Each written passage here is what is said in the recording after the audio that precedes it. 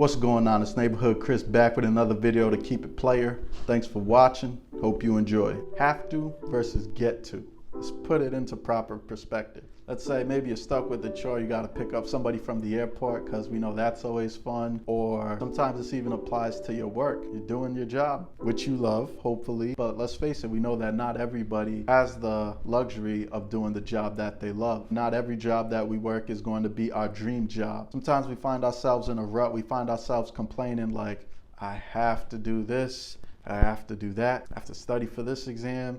I have to get all my work done. I still have to make food. I have to help out my brother. I still have to help out my cousin. I still have to be there for my friend. I still have to support. I still have to do this. I have to do that. I have to do that.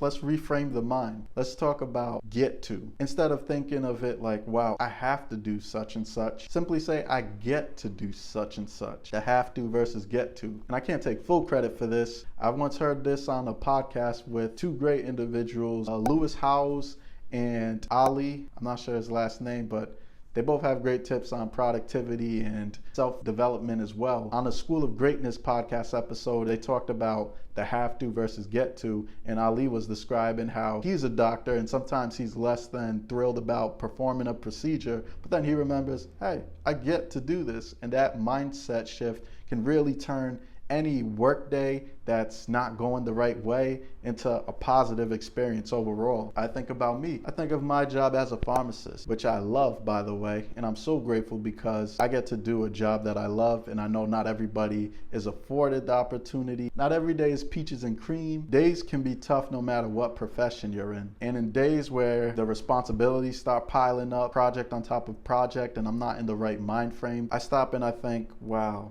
instead of I have to do this, I think, oh, I get to do this. This small shift goes such a long way. So the documentation aspect that comes with my job is a whole lot less appealing than the talking to patients and coordinating care with the providers. But it's a necessary part. I have to sometimes stop and remind myself like, hey, nobody asked you to do this. You signed up for this.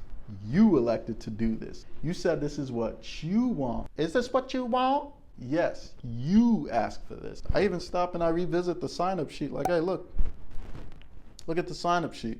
Get a closer look. There it is in black and white. I indeed signed up for this. But even more so than that, I get to do this. I'm afforded the opportunity to do this. People are trusting me with these decisions. People had enough faith in me that they want to see me and seek out my opinion or hear my advice or hear me talk, which is still kind of crazy to think about, by the way. But still, when you think of it like that, I can't help but to be grateful. There are people who wish that they could be in your position, no matter where you are, and you get to. You are afforded these God-given abilities. You are afforded this God-given work ethic or opportunity. You got to make the most of it. You got to be grateful and cherish it, because if not, it can easily be taken away from you. And then what? It can be tough. Again, not every day is going to be roses.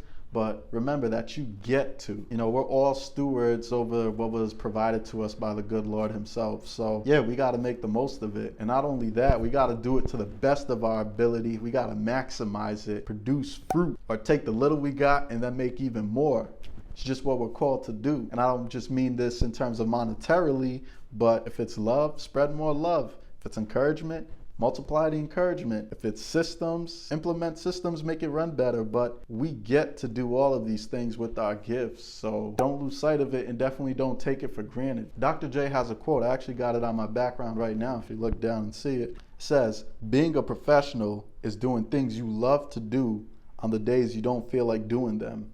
Bro. He's absolutely right though. And it's so much easier to do those things when you think about how you get to instead of have to do them. Feel me? I'm almost willing to say that I've never had a bad work day when I think about, in the grand scheme of things, that I get to do all of these things and that I signed up for it.